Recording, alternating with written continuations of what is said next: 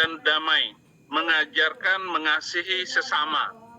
Itu yang saya pelajari dari pulau yang nggak bisa ngomong ini, bahwa Pulau Bali adalah pulau pusat hidup, toleransi, dan damai. Lu datang silakan, tetapi jangan merusak Pulau Bali. Lu datang jangan mengacaukan Pulau Bali. Orang Bali ini kalau ada uang yang jatuh di jalan, dia nggak akan hilang. Barang yang jatuh di jalan nggak akan hilang. Ini falsafah orang Bali karena tidak boleh mencuri dan tidak boleh merampok ataupun apapun milik orang lain. Seperti pengajaran Alkitab luar biasa. Nah, saudara-saudara, saya ambil judul sekarang ini, Pulau Bali membuat MKC bertobat.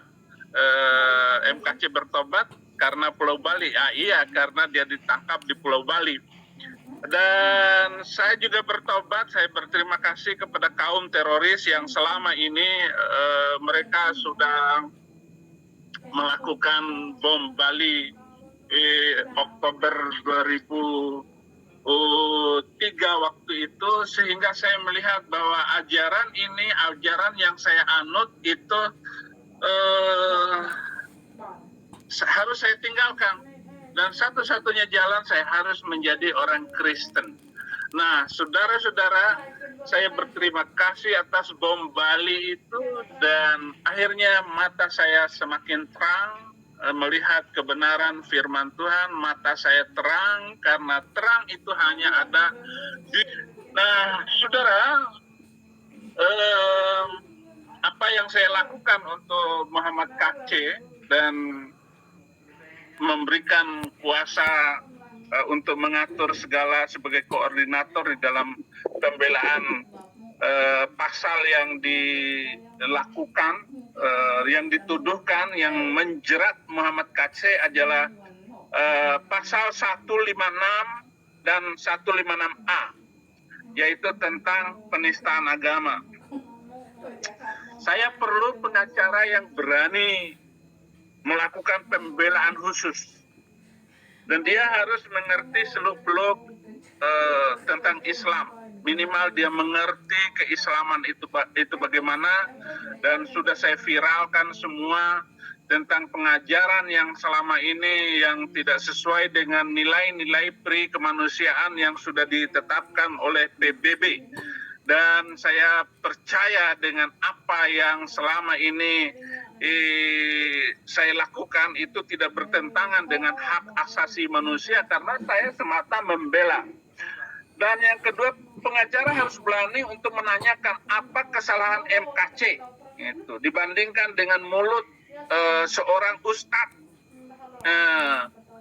Abdul Somad itu. Mana yang jahat dalam menghina kekristenan, sedangkan MKC hanya membela kekristenan dan menjawab pertanyaan Abdul Somad yang mengatakan bahwa di salib itu ada jin kafir. Apa salahnya dia? Dan ini harus dimengerti oleh polisi seluruh Indonesia. Kenapa terorisme tidak bisa dihentikan? Karena orang masih membaca dan memakai kitab itu untuk melakukan teror di mana-mana, bahkan membunuh orang lain karena beda keyakinan. Inilah yang perlu saya katakan, bahwa Abdul Somad itu menjadi sumber konflik antar umat beragama di Indonesia. Dan tidak ada yang berani yang melawan, tidak ada yang berani melawan. Orang Kristen pun tidak berani melawannya selama ini. Setelah saya membacakan pledoi saya di pengadilan,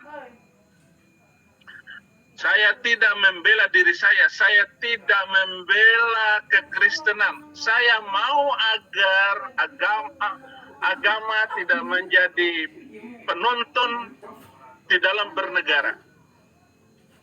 Itu Pak Menteri Mahfud MT, dia bilang agama itu musuh negara. Oleh karena itu, saudara-saudara harus paham tentang ini semua, bahwa Muhammad KC itu nggak bersalah.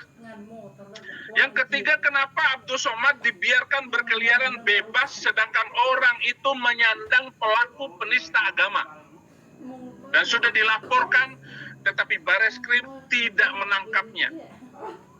Sumber konflik itu Abdul Somad itu. Jangan tukar kepala, MKC, lalu Yahya Waloni yang ditangkap. Yahya Waloni itu ya kroco. Dia tidak mengenal kebenaran. Mulutnya juga tidak menyimpan kebaikan.